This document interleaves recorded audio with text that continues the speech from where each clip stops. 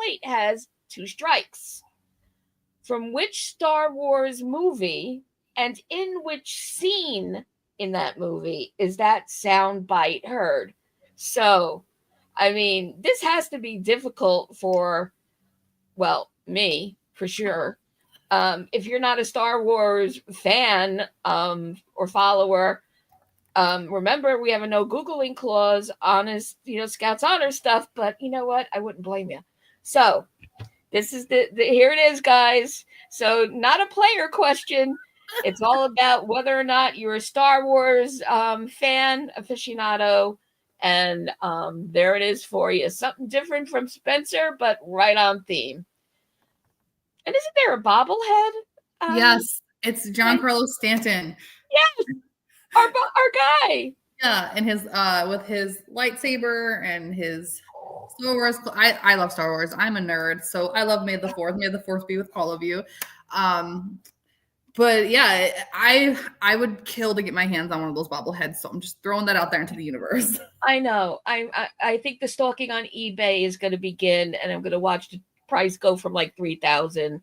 And I'll set my bid at $10 and wait until I get a call. Never. So as always, let's just start with talking quickly about what's behind us. And let's talk a little bit, even though it seems, I don't know about you, Ciarra, it seems like 5 years ago when we were playing the Orioles. But let's start there. Again, just like we talked about last week, the day before, and I hope we didn't jinx it, but like this is, we have to start taking the series from the people, from the teams in our division. And this is, the case in point, textbook example of why we have to do that. We ended up blowing that series. You want to break that down, Ciarra?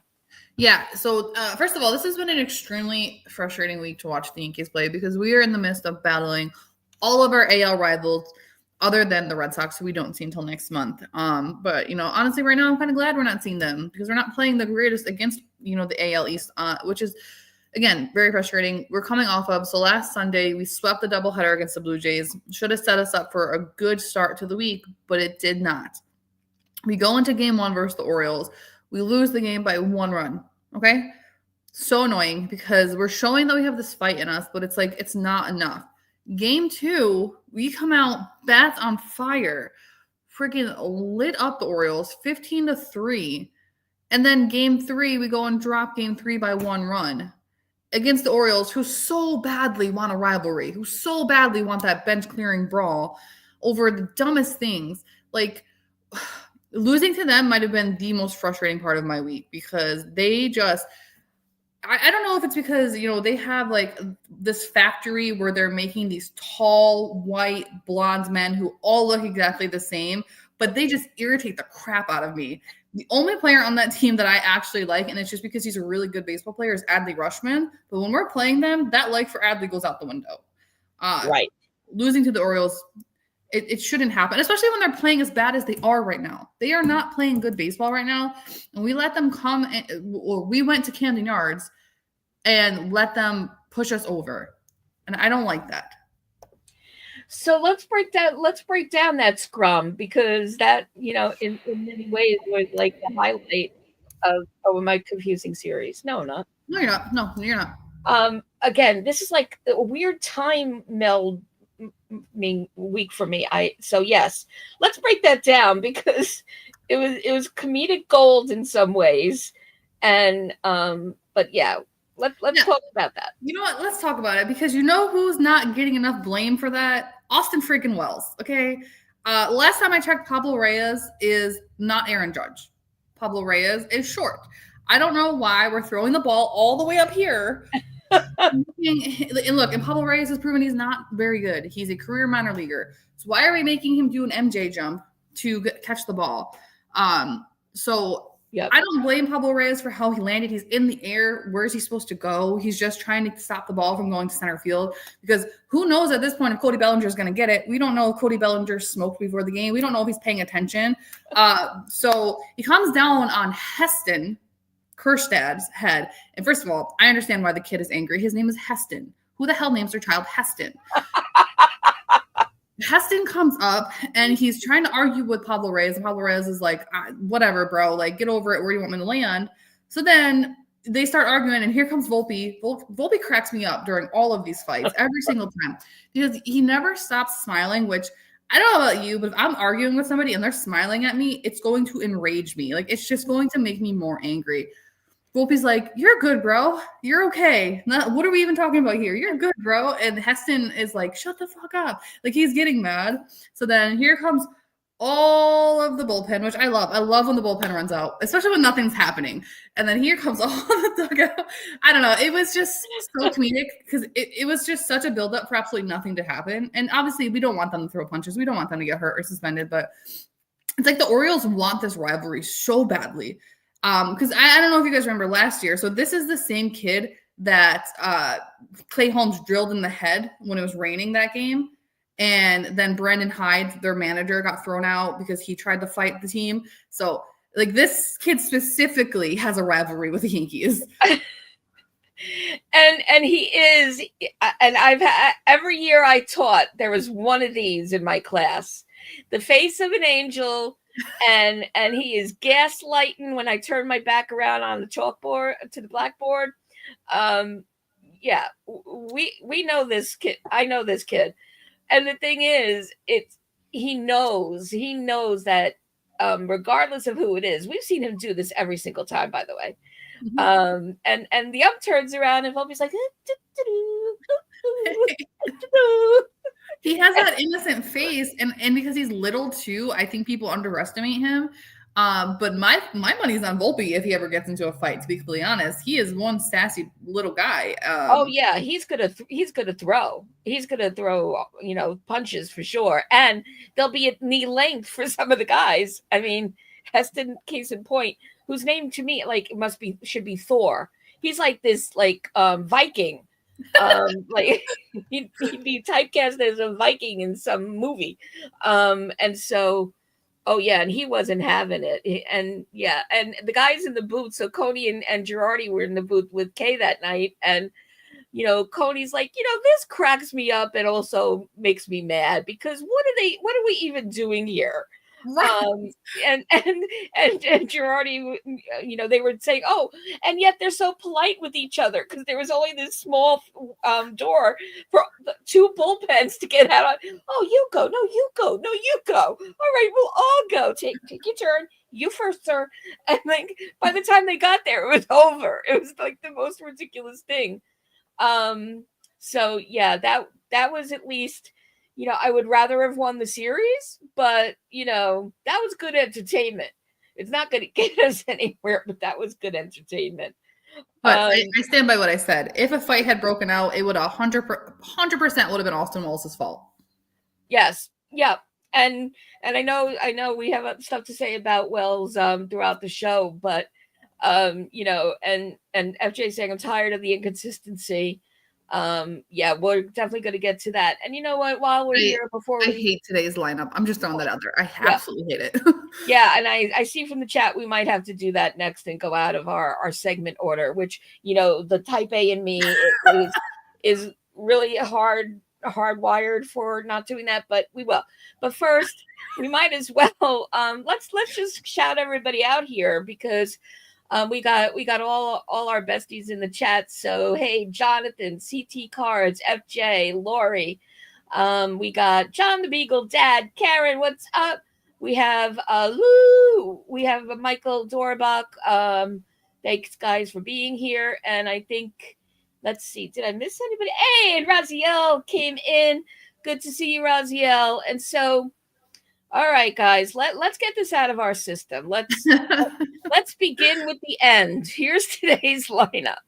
So you're type A, I'm type C. So I am just like, whatever, just throw it up there. I hate it. I hate it very much. And I'm not even going to talk about the leadoff situation because that's been frustrating me for weeks. It doesn't seem to be hurting us, so I'm just going to leave that alone. But the inconsistent of who's leading off versus who's protecting Judge. Oh, it's a little annoying. I do see that Ben Rice is not in this lineup, so I'm going to have to make some adjustments to my fantasy baseball team. So thank you for that, Aaron Boone. But also, why do we have Pablo Reyes playing? I don't ever want to see Pablo Reyes playing ever. I understand he's on the team, but he's really just there to fill that left bench. I don't want to actually see him on the field. We have Jorge Vivas, who I understand hasn't gotten a hit, but also he hasn't struck out yet either because he has patience. So to me, I would rather see a combination of Vivas, Waldo, and Oswald. I don't send Pablo Reyes to freaking Alcatraz for all I care. I don't want him in this lineup. Why do they friggin' always have to mess with what's working? You're really toying with the luck that we don't even already friggin' have. But you know what? I'm gonna smile for a minute because we have 2 super chats to thank people for. So Scott, hey Scott, my new friend, great to see you, and thank you so much for the super chat shout out. And Raziel, listen, you're spoiling us, Raziel. Thank you so much for doing that and shouting us out like that in the super shout. So thank you both for that. So, and to your point about Ciarra, it's a relief to see Ascara here, because Ciarra, when you and I were talking before, we haven't seen enough of him yet, but I'm liking what we're seeing from Ascara. But maybe that's because we, haven't seen so much from him, and I'm gonna hate him next week. Who knows? But with what we're seeing from Wells, I care less about which of the 3 burritos he likes best. And now I'm starting to smell the PR team. Obviously, it's a PR move anyway, but the timing of it is highly sus because. Now I think, I'm going to watch for the correlation between, oh man, not doing what you're supposed to be doing, my guy, with, they love that burger on section 301. Get up there. It's only available in evening games. It's like the shiny object they think we're not paying attention. You're not tuning in every Sunday. Yeah, so don't get me wrong. I love when guys do these things outside of baseball and they have their personalities online and whatever. But Austin Wells is playing like trash right now, okay? I understand he hit a home run yesterday, but he does not look good right now. He's allowed 20 stolen bases this season. He's catching at like a 23%, which is below average. So I'm sick and tired of hearing about how he's top 5 defensive catcher in baseball when he can't throw out a runner to save his life. So anybody who plays us, it's open season, okay? The Rays showed that yesterday. You don't think the Red Sox are going to run on us next month? They did it to us last year. They're going to do it again this year. Any team that can run is going to do it. Not to mention $12 for that little ass burrito, or $13. I saw a picture of that. Listen, I understand. I'm just going to talk about Chicago for a second because I understand, the Chicago White Sox suck, but at least when I pay $13 for food, I'm getting a lot of food for that $13. Okay, so at least I can enjoy my food while the catcher is not throwing out base runners instead of this little limp freaking noodle of a burrito. Like, what are we doing? You can get bigger burritos at McDonald's for breakfast. So I think that's the most frustrating part about the stupid burrito. Meanwhile, Nelly's in the booth trying it, and Nelly wasn't even covered. Like, he was on camera when he was taking his first bite, and he was like, and he just said, "It just has no flavor." I don't get it. So we'll see if we see Nelly in the booth anytime soon. Like, he's not Aaron Judge. You haven't earned an Aaron Judge burger, okay? Like the 99 burger, I get. It's Aaron freaking Judge. It's Wagyu beef. Like, makes sense. You didn't earn that yet. You haven't done anything to earn it. Right. I guess they're trying to still play off the Rookie of the Year thing, but you know what? We're done talking with that. We're done talking about that. And Raziel, they hate Vivas just like they hate Peraza. You're onto something there. In fact, we were talking before we hopped on. Is Vivas getting the Peraza treatment? Absolutely looking like it. And although Ciarra was explaining to me, which I appreciated, he's down to his one option left, and that doesn't matter this year, but it's going to matter next year So here we are again. And when we're talking about substituting for Jazz, and we're going to be talking about Jazz, then all right, bring him up. No harm, no foul. You're not doing anything in terms of his options. And he's doing decently. But yet today we get Reyes. Then why the freak did you bring Vivas up? So 100% right on that. So yeah, so the lineup just is maddening, as it always is. Always. Like there's maybe been one game this season where I haven't questioned Boone. And look, for the most part, the lineup hasn't hurt us, right? But I'm already over it. Today's May 4th. We're a month into this, over a month into the season. I need a consistent leadoff hitter. Okay. If it's going to be Goldie and Rice, then make it Goldie and Rice. I like Trent Grisham 100%. Lynn and I have praised him up and down on this podcast since last season. And now we're seeing him more consistently this season. And he's playing great. Actually, we have an issue right now where all of our outfielders are performing, minus Cody Bellinger. And that's why there's a struggle of getting each person playing time. And that's a whole other conversation that can be had. But if it's going to be Goldie and Rice, just make it Goldie and Rice. Stop changing it. But then Boone came out yesterday and said he would rather Ben Rice protect Aaron Judge right now. And I get that. But now Ben Rice isn't in the lineup today. Exactly.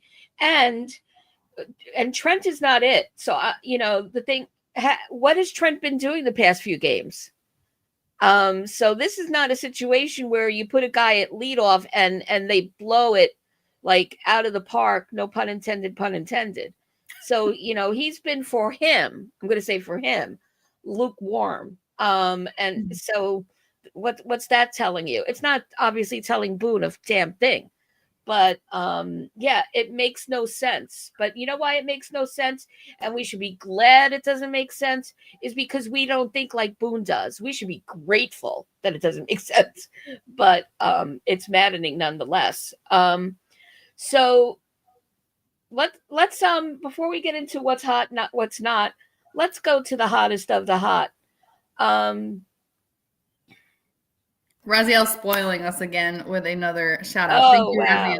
Raziel. I will actually personally call Brian Cashman today because I'm sick of the third base issue. I have a lot to say to him about that. So I'll get him on the phone. I think everyone should call the hotline, the stadium number, all the numbers, call customer service, call everybody.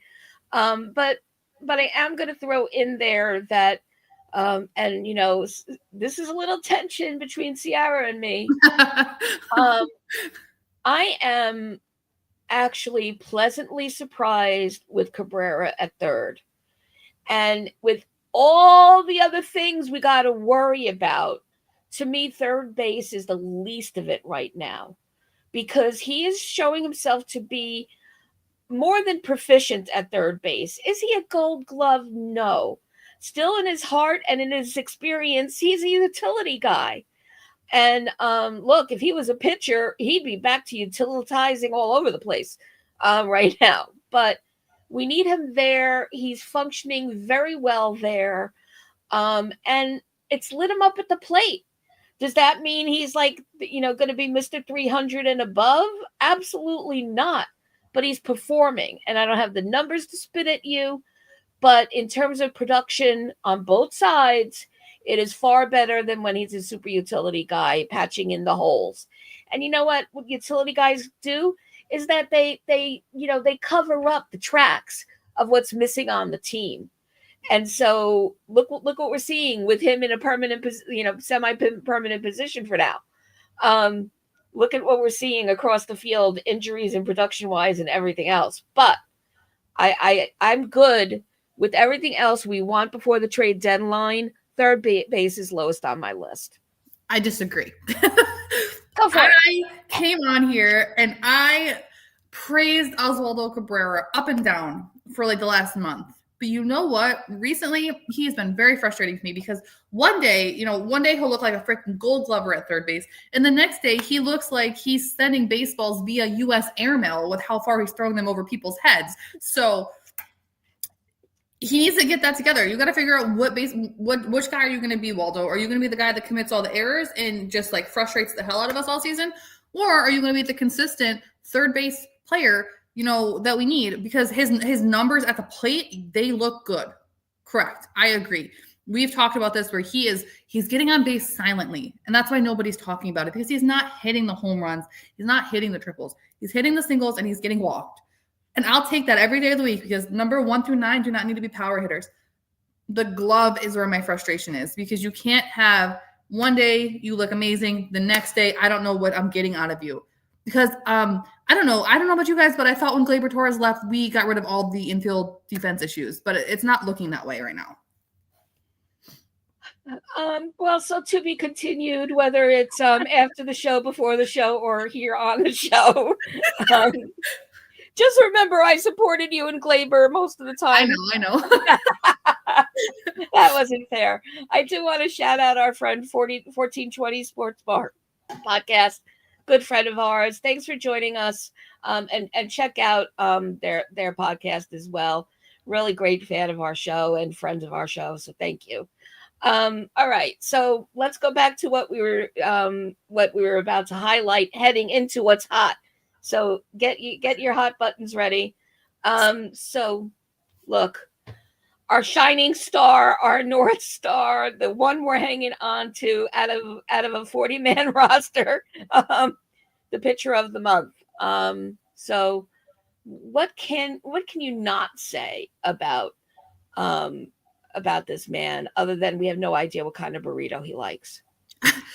So I don't know about everyone else, but when I look at Max Fried, when I see a Max Fried day, I'm just automatically like, happy Fried day, everybody, because 2023 Garrett Cole was the one pitcher we can count on. Every time he took the mound, we were like, we are going to be okay.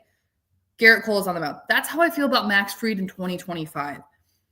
A lot of other fan bases had some things to say about us signing Max Fried, and I just have to say, so far it's worked out for the best for the New York Yankees, and I think Max Fried is 100% living up to the contract that we gave him. So if he can, and don't get me wrong, he's going to have a bad start at some point this season, because he's human. He's not perfect. No pitcher is perfect. They all have a bad start at some point. But for March/April, for the numbers he put up, and then looking at the numbers he's still putting up in May, I 100% Max Fried is the guy to be behind. Yeah. Okay, Lou. So Lou's contending the numbers are old. So it's another thing to call Yankees front office about, because it's where I stole it from. Well, I think because when they put that up, they put it up for March/April. They weren't taking into account his last 2 or 3 starts when they gave him pitcher of the month. Right. Okay. So now CT is saying we definitely have better defense. I'm not saying we don't. It just depends on the day, because look, Anthony Volpe has been very good in the infield. In the beginning of the season, he had a little bumps, but he's been very good in the infield. Paul Goldschmidt is a hero, like an unsung hero that we've needed for a long time. Josh Chisholm has looked a little rough sometimes at second base. U.S. Airmail Oswaldo Cabrera, he has his days where he doesn't look so good at third base. Max Fried himself has made some errors. Austin Wells is not throwing out runners. It's not perfect. Is it better? Yes, but it's not where it should be. We are still struggling fundamentally with some of these things. Yep.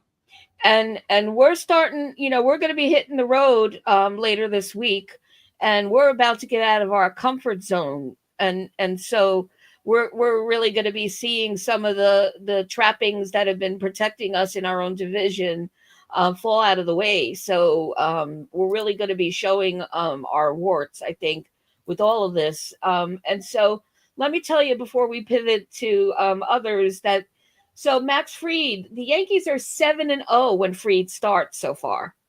When Fried doesn't start, we're 12-13. When any other pitcher, whatever our starting rotation is anymore, we're 12-13 when he's not it. So Take that. That's insane. It's absolutely insane. All right. So let's go through the hot and not other than Freed. So look, I'm shouting out Fernando Cruz, and we're going to get to the bullpen game yesterday for sure. But I'm putting him out as a standalone for the moment because he leads MLB relievers in strikeouts this year. And the numbers I got were a couple of days ago, but he's at 27 strikeouts. Not counting last night. So he's in the 99th percentile in whiff rate, and hitters are batting .073 with 24 strikes against his splitter. So airbender, schmerbender. Look for Cruz's splitter and what it's doing. So and when he gets ahead in the count, opponents are 1 for 26 with 18 strikes. So this guy, look, he's a menace. He's big and menacing. I'm so glad with the when I heard him coming, I'm like, well, I have to do a little research on him. I don't know who he is. Got to be honest with everybody. I'm so glad we got him. His stuff is nasty. And when the very first thing I remember about Fernando Cruz during that trade is when he got to the Yankees clubhouse and he shaved his face and that big, goofy, grinning selfie right there. I was like, I love this guy because he loves us and he wants to be here.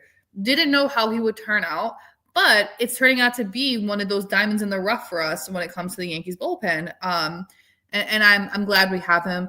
And so with that being said, my first hot of the week, I'm going to give a small shout out to Jorbit Vivas. The kid got the call up. I'll be honest, when they said Jazz hurt his flank and his flank was going on the IL, I didn't think we were going to see Vivas because they called him up twice already and left him on the bench. We never saw him. So when they called him up and then put him in the starting lineup, I was so happy for it because he deserves a shot. He looks great in AAA. I don't know who watches minor league games and who doesn't, but just to give a quick rundown. So in 94 at-bats, Vivas has 2 home runs, 6 stolen bases, and a .319 batting average, and he's only struck out 8 times in 94 at-bats, okay? We have guys in pinstripes on the Major League roster striking out 18 times, 20 times already, right? Jorbit Vivas was the right move to make. Now, I understand he hasn't gotten a hit yet, right? But he hasn't struck out yet either at the Major League level. He's taken 2 walks. The kid has great plate discipline, the same way that Jason Dominguez has great plate discipline, and I will take that. The hits will come, but I don't like that he's not in this lineup today. That bothers me. But I just wanted to give a small shout out to Vivas and put him on my hot list. Ciarra and I are back to agreeing with each other again. All is well with the world. I just, like we said at the top, I just don't want the Peraza game with this kid. And so give him the playing time if you're going to give him the playing time. Enjoy it now because next year, all bets are off with him. And for both Vivas and Peraza, you better decide while the trade deadline looms, what you want to do, considering the needs that are popping up left and right every game. So cut or keep and make a move. But Pablo Reyes made absolutely no sense. The Vivas, hey, you're doing a great job. So glad we brought you back up. Have a seat. The mentality there just does not connect. Hey, we got a new chat member here. We have. I love reading people's names in the chat because sometimes it's just like it just throws me off. I mean, if you want to make sure we call your comment up on the screen, have a name that amuses us. So my nibbler, let me hear you. Yes, absolutely. Look, let's go somewhere. Let's go everywhere around. I'm just moving on from that. Yep. No, he's getting banned. Bye. Oh, well, that was a bad read. Okay. Let me just delete that friggin' comment. I don't want that anywhere. Why aren't you letting me? Look. I gotcha. Thank you. We are not condoning any of that. So You got banned from the chat. You probably watching from the outside, looking through the window at the cool people having fun, the people that know how to behave. So this is for you and everyone else listening. Not here, not today or any day. How can you hate from outside the club when you can't even get in? Seriously. Yeah. Our bouncer has a note, kid. Yeah, banned for life. I'm going to work on getting you on a milk carton. Anyway. So it's always good when I get fired up like this on a Sunday morning. So let's talk about Goldie and Judge, because those are the obviouses. Obvious is new word. Yeah, I had a hard time even writing Judge down because he deserves his own category at this point. I don't know if people realize how lucky we are to just watch Aaron Judge every day, right? Like back in the day, you guys had Barry Bonds, but right now we have Aaron Judge, who he's not only putting up power numbers, my guy is just doing it all. He's hitting triples, he's hitting doubles, he's playing great defense. Putting him back in right field was the best decision the Yankees could have made for Aaron Judge. I don't know if it's the dad power or whatever, but Aaron Judge is just unstoppable at this point. His last 7 games, he's batting over 500.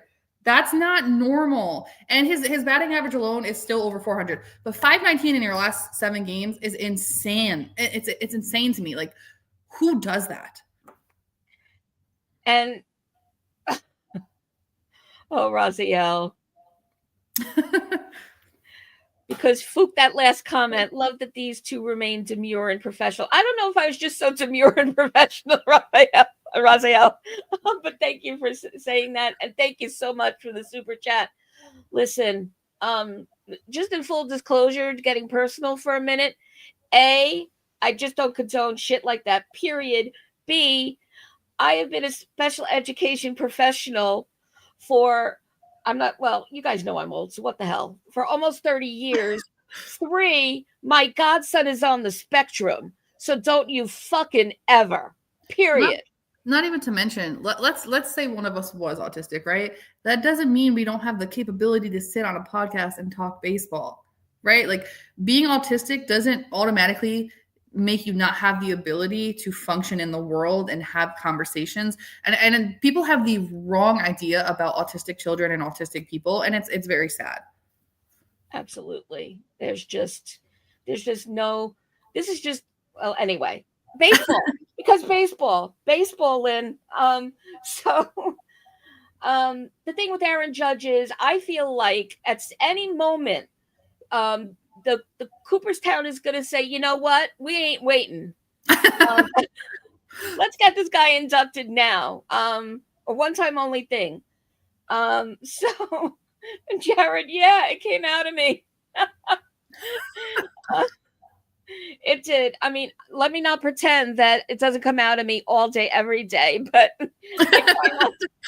I try not to on the show. So, all right. So I am going to pivot between hot and not this week. I feel like we need like an in-between. Maybe for this week, maybe forever. I'm putting the bullpen in both who's hot, who's not this week. So let's talk about yesterday and the bullpen game we had because of Schmidt, and we'll get to Schmidt on the what the hell's going on now segment. But so Yarborough did Yarbrough. I gotta get used to that. It's not Yarborough. Second week in a row I've done that. Yarbrough did exactly what we would expect him to do. Did he exceed expectations? Absolutely not. But he's thrown into a spot as somebody that was brought up just the way he was supposed to be per his numbers, right? Mm-hmm. You know, right, even with his ERA, went 4 innings. I was not expecting that, to be honest with you. I was very curious about what we were going to see, but I wasn't expecting 4 complete innings. And to only give up 1 hit and 1 earned run is really not too shabby, considering he had 2 strikeouts. So I liked what I saw. I don't want to see it again, other than when he's coming in as a reliever. Yeah, give him time to be why he's here. And I'm not saying that against him. I'm saying we got to talk about a rotation, and we have to have a very serious conversation about it. And there's a spoiler alert there. Why is Leiter Jr. low-key Rodon right now? So he's the knot in this equation. Mhm. What happened to him?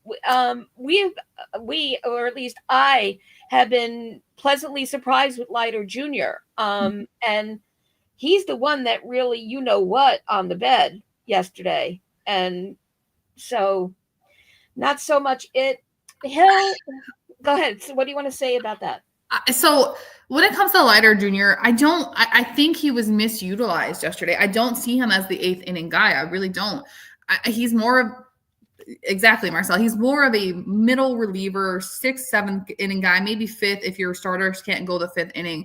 I do want to say, so Mark Leiter Jr., last year before the playoffs, we were very frustrated with Mark Leiter Jr. They left him off of the first round of the playoff roster, and that lit a fire under his ass because for the rest of the postseason, Leiter looked really good, and he's looked really solid this season. So I think, well, he did look bad yesterday. I'm going to give him a pass just because that should have been a Devin Williams, or it should have been someone else. I don't know. I just don't think it should have been Leiter. I think we're already starting to see a little bit of mismanagement with the bullpen, but part of that has to do with the fact that we don't have a rotation. We have 2 guys, and then it's like, well, who's pitching game 3 through 5? We have no idea.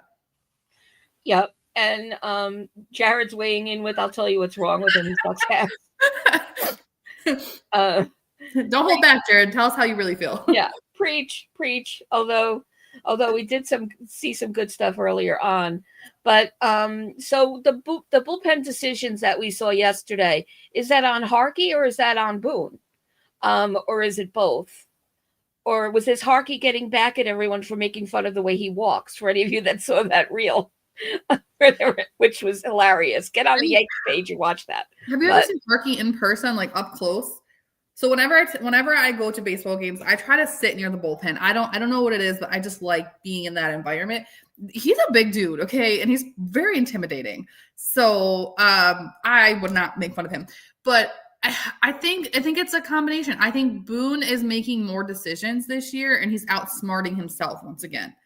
I don't know. It goes back to the conversation of, is it analytics or is it Aaron Boone? Or is Aaron Boone is he letting the analytics run his team a little too much? Because we've seen that bite us in the ass in the past. So hopefully there's no mismanagement of the bullpen today. Also, hopefully Will Warren can just, give us 5 friggin' innings, because he's another Dr. Jekyll, Mr. Hyde. You don't know which one you're getting. That's right. And to the point you were leading to a minute ago, Ciarra, Leiter Jr. not only had no business being in the 8th, but why wasn't Devin Williams back there, considering how well he did the night before? And so this may be, we know why it's happening. And, currently Luke is our closer for now. But look, to me, that's the sweet spot. That it's exactly the way it was meant to be, because, the Devin Williams that we were expecting showed up. And he showed up Friday night. Why didn't you let him show up yesterday? Get him used to that 8th spot. We know what Luke looks like in the 9th, which is the question about why the frig Hill stayed. Why didn't they bring Luke in to finish things out? So I think that Hill did a decent job cleaning up what Leiter left behind. But it just begs the question. But then again, maybe it's just making 2 cents to ask that question.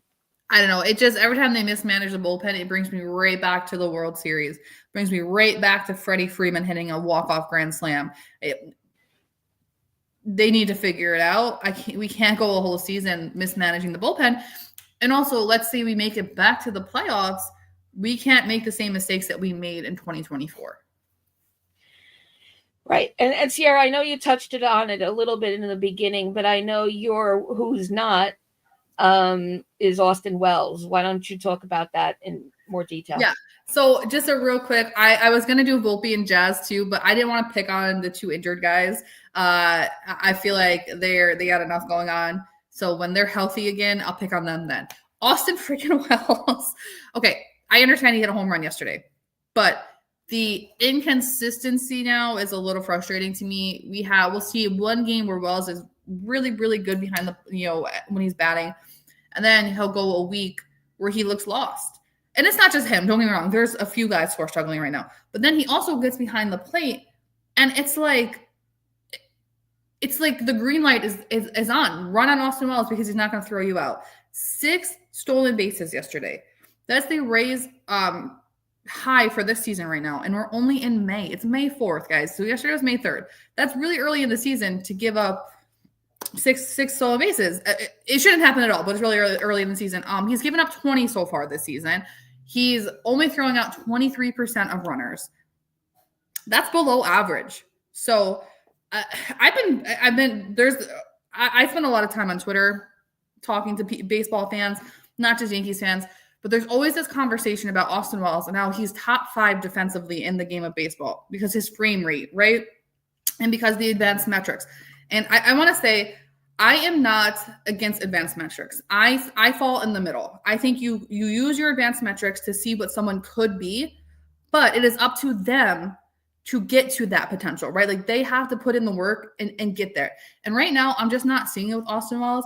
I do see the potential because his pop time from throwing to second, it's like 1.92 seconds or something like that, which is really quick. And his arm strength is like 70 on average. It's like 77.2 miles per hour. So his potential is there, but he has to put in the work and figure out what's not going well for him right now. Also, when he's behind the plate with specific pitchers, you can see it that the communication is not there, right? Like, I don't know what it is. If Garrett Cole was pitching right now, Austin Wells would not be his catcher. I can tell you that right now. It would not work out very well. Nope.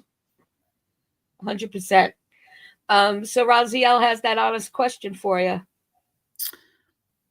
I mean, it's the Yankees. I would never rule out an injury, but I don't think he is. I think he just needs to sit down.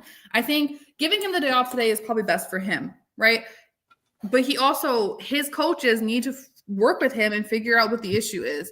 You're a major league catcher. You need to be able to throw out runners. I'm not saying you have to be perfect because no one is, but we let Trevino go because he couldn't throw out runners because he was slow. And I agree with that decision. But is Wells really doing what he's supposed to be doing to be that replacement? Not to mention, we really haven't seen JC Escarra to even compare the two. I blame it on Burrito Gate. So, all right, your other not Ciarra.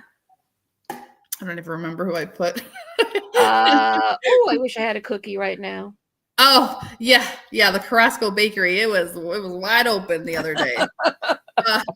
Geez, I was just like, okay, just pull him out. I can't do this. 8 hits, 4 earned runs, 3 innings. Look, Carlos Carrasco looks like the sweetest man on earth. And it sucks, but I'm over the experiment. Carlos, I would let you read to my grandmother. I would let you walk my dog. I would let you I would buy a cookie from you, but right now I can't have you pitching for the New York Yankees. So if the Yankees could please, pretty please, at the deadline, get a starting pitcher, because at this point in time, we have 2. I'm at the point where I don't think we're ever going to see Marcus Stroman ever again. We don't know what's going on with Luis Gil, right? We do, but we don't. Clark Schmidt, we have flank issues left and right for everybody. So much flank this week that I made flank steak for dinner one night because it was just a popular word. So I just need a starting pitcher at this point at the deadline. I don't know what is out there because unfortunately pitchers fall left and right and people are always getting injured, but the Yankees need to start having those conversations. 100%. And you got to remember that next season, when Cole comes back, he's going to need some adjustment time, even when he's back up. And we got so much to figure out at the rotation. But meanwhile, Marcel's deciding he's campaigning to be your best friend and my worst enemy. So he's drawing the line. He's helping out with our debate here. And that's my point, Marcel. So I was mainly speaking about his defense, but his offense wasn't consistent this week either. Like throughout the season, he's been very consistent getting on base, but typically he's not driving in the runs. He's just getting on base for someone to drive him in. I would like to see a little bit more of Cabrera if he's going to be our everyday third baseman, but like hot take, and you guys are going to kill me for this one. I'm ready for DJ LeMahieu to come back at this point because I need some production at third base. We're talking about Gold Glove DJ LeMahieu. I know, I can't believe I said it, but we're not getting the production out of the others. So at this point, he's coming back anyway, guys. As soon as he's healthy, he's going to be our third baseman. I don't know though, but he oh my God, there's a bunch of comedians in the chat, and I'm here for it. He felt a little something last week though. Like even though everything looked good, he still felt a little. I don't know. Go ahead. Put it up. Whatever's making you laugh, Ciarra. They're like, "What is wrong with this girl?" No, and I'm just listen. DJ LeMahieu, he had a setback, right? But he's already back to playing his rehab games, and they make sure to let us know that he's doing very well in AAA right now. So I'm 99.99% sure the minute that he's done with rehab, he will be your starting third baseman. And honestly, at this point, if Waldo is kind of starting to sizzle out, because let's be honest, look back at last season, Waldo fire sizzled out. It's who he is. The Yankees don't believe in Peraza. It is what it is. So at this point, just put DJ at third base. It doesn't matter. We just need production. And FJ is always playing the straight man, which is good because you're right. I mean, he'll be the everyday third baseman. It's why there's no trade or free agent signing. Yep, at that end, they're not going to eat the kind of money that he still has. Especially not when they're probably, like I said, I don't think we're ever going to see Marcus Stroman ever again, guys. I don't know if you see him in the dugout. That guy is like, I don't know what he's looking at. I don't know what kind of drugs they have him on right now, but he's not there. I'm almost certain that the Yankees have old Yellered Marcus Stroman, and he's just done. He has checked out. He has left the building while he's in the building. And you notice that we went with Yarbrough. Congratulate me, I said it right. He let Yarbrough start instead of Stroman. So Stroh's still on the IL. Oh, that's right. He is still on the IL. But I state confidently that even if he was back, they probably would be keeping him on the bench. And Raziel's thinking that they're going to eat Stroman's contract. Well, they are. And that's the other thing too. So they are technically eating it, but if he doesn't pitch over the inning limit, they don't have to pay him more, right? So keeping him injured is the best thing for the Yankees. I believe this is the last year that we're paying Aaron Hicks' contract, but it is frustrating, right? They ate Aaron Hicks' contract. They ate Donaldson's contract. I said last year, just eat LeMahieu's contract at this point, but they're not going to. So all I'm saying is if he can give us some production, I'm okay with it because we already know what the Yankees are going to say at the deadline. Stanton's healthy, Heal's healthy, LeMahieu's healthy. There's your deadline. So we're going to pivot. We haven't had to do this one in a while, but we're pivoting to here he comes and there he goes. So we talked about Vivas, but last week during the week they claimed Brian De La Cruz off waivers from the Braves, and optioned him to AAA to make room on the 40-man roster. They put Stanton on the 60-day IL. That was a shocker. But why? With everything we just discussed, and we haven't even talked about half of what we want to say about it, why? Who, and why? Yeah, so that was my first reaction. I did the fan thing, and I was very reactionary. I was like, it doesn't make sense to me. I have a very wise friend named Rich Rivera who kind of talked me off the ledge. The Yankees put Stanton on the IL, the 60-day IL. That will be retroactive, so I'm not too worried about that. When it comes to Brian De La Cruz, after having this conversation, I'm pretty sure it's for depth within the minor league system, just in case something happens, because we do still have Everson Pereira in the minor leagues too, who could at some point be optioned up. So I'm not gonna I was ready to jump off a bridge that day, but I've kind of calmed down since then. It's only May. I'm giving them till Memorial Day to figure it out, and then I might be ready to, burn down the stadium or something. Okay. Well, so either we're going to be in jail together or we'll feel better. So, yeah. That's all I really have to say about that. So, whoops. I lost my page. Here we go. So let's get to the IL, even though I feel like we've interspersed it through so much already. But are we really sure that we're not being yammer-dammered about Schmidt? And his MRI was clean, but they sat him anyway.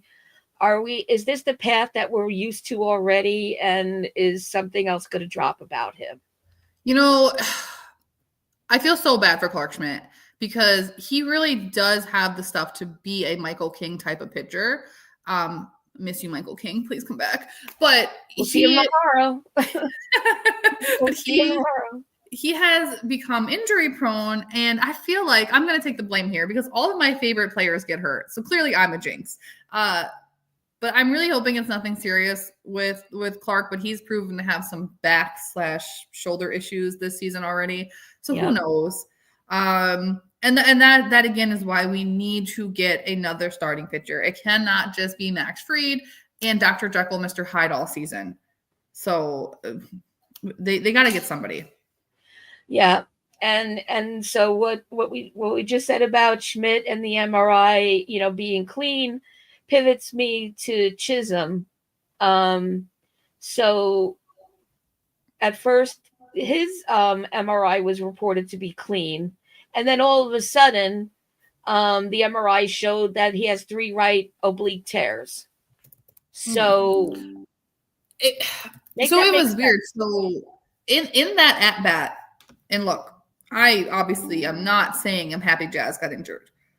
But in that at-bat, so Jazz had been struggling at the plate, and it was interesting to see because you could see the moment he got hurt, but it was probably the best at-bat he's had in days because he pulled the ball and he got a double. But you could see he was hurt. Like, you could see it on his face. You could see the way he turned his body. Oh, my God, I'm going to go to hell for saying this. I think this might be the best thing for Jazz Chisholm right now. Not being injured, but just not playing. I think he was so far in his own head at this point that he does need some time off. But it does hurt us in the long run, obviously. He's going to be out 4 to 6 weeks. So now we're going to have a revolving door of, is it Waldo? Is it Oswald? Is it DJ LeMahieu? Is it Jordan Vivas? Is it Nose Reyes? Who is it going to be? Because that also leads us into our next guy, Volpe, who as of right now is not on the IL, but if you saw the way he landed yesterday, it looked like it hurt. And I've had a shoulder injury before. They're not something that you just sniff your nose at and it goes away. Depending on what it is, I could see Volpe going on the IL. Yep, I'm expecting him. I was actually thinking we'd be adding it before we jumped on. I kept checking. I think Volpe being injured is a cautionary tale that we didn't even need, because they never give this kid a rest day. And so, but we learned yesterday that he's human and he actually could get injured. He did. No one ever expected it. No one ever considered it. I think. I mean, maybe I shouldn't be speaking for the Yankees universe, but it was like, okay, you know what? Horrible that it happened, but maybe if he had gotten the cookies and milk day like everyone else seems to be getting along the way, maybe he was just, he's tired. And when you look at the performances we've been complaining about with him, he hasn't been the Volpe that first came up since then. Mhm. And so it was bound to happen. The odds were ever against him that it happened yesterday. And yeah, I'm worried that they haven't done it sooner. I'm worried about what they're saying about him, and I think he's next. I think next week we're going to be talking about him. I hope not. I'm going to pray that not into existence. Well, But when it comes to Yankee injuries too, we always have to take everything with a grain of salt because I'm taking this back 2 years, but you go back to Anthony Rizzo and his concussion. Rizzo played for 3 months with a concussion. Did not look like himself whatsoever. Looked like the worst version of Anthony Rizzo that anyone has ever seen. No one ever questioned it. And then all of a sudden, three months later, the guy has a concussion. And that's probably what ruined Anthony Rizzo, right? Like that probably ended his career because look, guys, he's not playing for anybody right now. We're talking about a World Series winner, multiple Gold Gloves. Anthony Rizzo is not playing for anybody because of that concussion. At least that's the narrative that I'm running with because there's absolutely no reason that in today's age, with all of the injuries in MLB, that Rizzo shouldn't be on someone's team. But with that being said, you look forward to this season. Day one of spring training, Aaron Boone says all of the medicals are clear. Everyone's healthy. And then what happens the next few days? Garrett Cole goes down. Giancarlo Stanton goes down. Heel goes down. Schmidt goes down. Brubaker, Cousins, like they all start falling. And so I never, ever believe what the Yankees medical staff says until the IL report comes out. I'm not. I don't want to be blamed for making this happen. And frankly, I don't think I have that kind of clout. But we're really looking at only Goldie in the infield as the permanent one, since everyone except me doesn't consider Cabrera the permanent third baseman. It still hurts a little. It's going to hurt for a while, but we're looking at potentially Volpe and Chisholm both. And what does that do with us? If no one has confidence in Cabrera at third, that they're saying things like DJ's going to be the permanent third baseman. Love you, Ciarra, and everyone in the chat that said it. Then what does that even say then? And I pray it doesn't happen with Volpe, but again, we are vulnerable in every part of the field all of a sudden, except maybe, except the outfield, and it has to stay that way. I almost didn't want to say it out loud. So you were going to say something. Go ahead. Yeah, I'm sorry. I stopped myself because I didn't want to cut you off. What does that say about us and first of all, I will keep apologizing to Paul Goldschmidt for everything I said preseason for the rest of the season because the guy has been the best pickup for us. Like we were all excited for Cody Bellinger. Paul Goldschmidt was the best signing for us this offseason. But what does that say about us that a 37-year-old Paul Goldschmidt, thank you, Raziel, is the most consistent player? Like think about and Ben Rice has done fine when he's played first base, right? But think about some of the plays that Goldschmidt has made and what would happen if he wasn't there. And I don't want any, and I'm sorry if anyone thinks that I was comparing Rizzo to Goldschmidt because Goldschmidt is by far the superior player. I'm just saying I think there's a world where if Rizzo never got a concussion, he might not be with the Yankees, but he would still be playing MLB on someone's bench. But it's crazy because Goldschmidt hustles, he makes great plays, and he gets on base.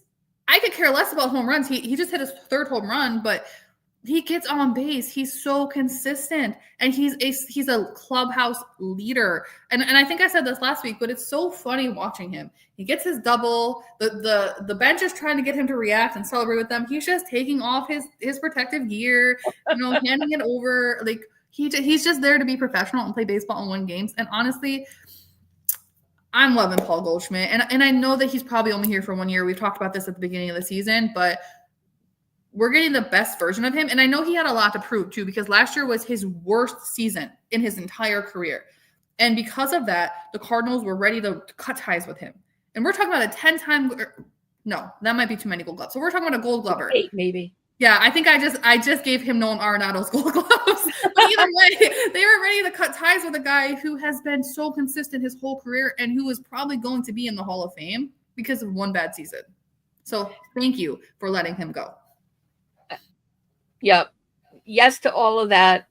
And they really do, I'm going to say, I'm asking for something reasonable here, so it's not going to happen. Um, make the pivoting between Rice and Goldschmidt a little bit of a higher ratio than it is right now. Rice isn't even around today, right? So um, maybe make Goldie the DH the way he's performing right now and put Rice at first. I want to protect the guy. And right now he's carrying a lot of weight. Because I think he's looking around, he's saying as and after yesterday, he probably knows the real deal with Volpe, at least, more than we know anything real about what's going on with Volpe. To your point, so we want to protect Volpe. Geez, we want to protect Goldie, but we also want to set Rice up for success in his future. Because if you look, I know we're only in May of 2025, but if you look forward to 2026, where does Ben Rice fall on this team? We're talking about a kid who is playing out of his mind right now. He put on the weight in the offseason. He put in the work. He can play catcher. He can play first base. Right now, he's mostly playing DH, but we all know that's Stanton's spot when Stanton comes back. And I'm sorry, anyone who thinks that Giancarlo Stanton needs to earn his spot back, you're wrong. It is his spot as soon as he's healthy. But with that being said, Ben Rice also deserves a spot in this lineup if he continues to play how he's playing. So they kind of need to protect Goldie, but they also need to figure out where is Rice going to play? Is he going to be a backup catcher?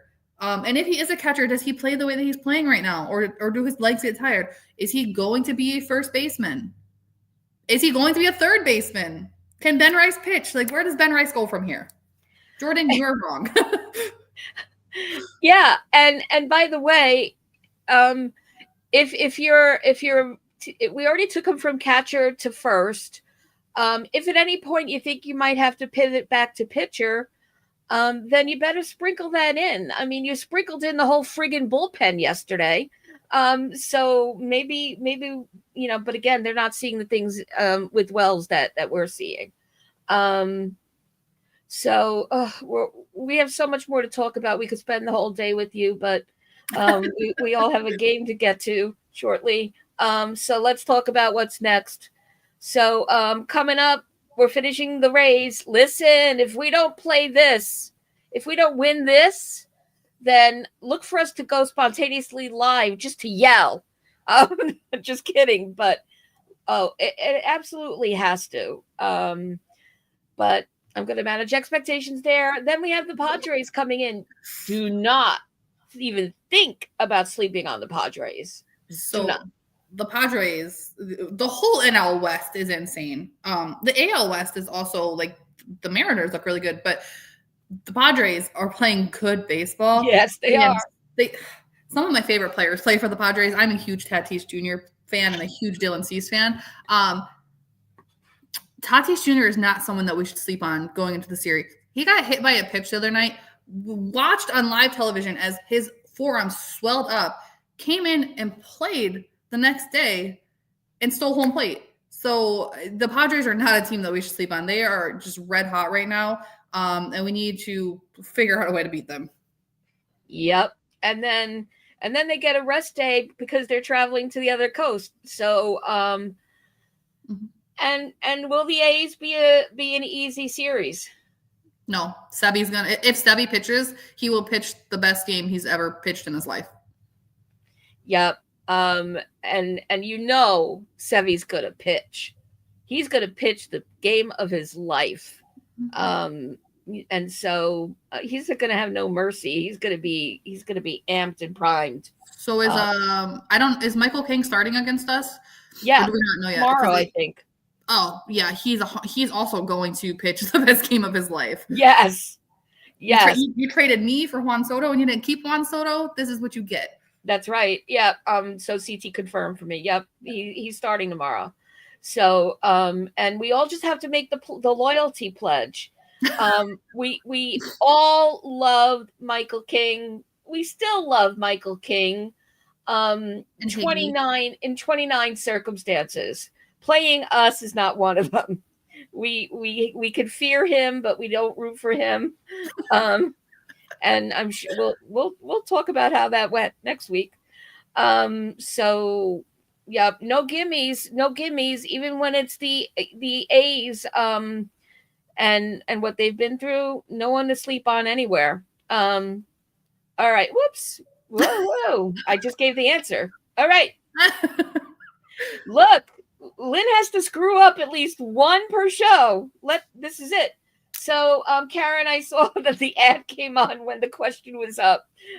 Sorry, but May 4th, Star Wars Day at the stadium. Yankees fans know when that sound comes, it's because the opposing team has 2 outs and the player at the plate has 2 strikes. It's that annoying sound. Some people call it the whale call or whatever. It annoys the living crap out of me. But anyway, from which Star Wars movie and in which scene is that sound bite heard? And Laura's like, I'm out. I know nothing about Star Wars. So she had to give up, because of this question, she had to give up her crown, her trivia, And Karen, I know doesn't follow the whole array. Karen took me to the first Star Wars. I remember that. But I don't know if she went past that. So our 2 trivia queens are probably peace outing on this. But here's the answer. The Empire Strikes Back. That sound warned the heroic rebels to evacuate planet Hoth as the evil Empire was coming after them. Hello and welcome to Movie Phone. As Luke Weaver was gearing up to throw his 3rd strike. Yeah. So listen, we want to thank everyone in the chat, our co-hosts every week, our comedians that keep us going, and all of you watching outside of the chat and after. Appreciate you so much. Thanks for tuning in. Don't forget to hit all of those icon-y things, and you know how to find us on X if you're there, and check out our guys Monday, Wednesday, Friday, and Yankified with Donald on Saturday evenings. And thank you all. Thanks to our super chatters, Raziel, and oh my gosh, Scott, thank you. Oh, youth is on my side when I have Ciarra with me. And so thanks for everything. Thanks for tuning in. And can we all get a go Yankees?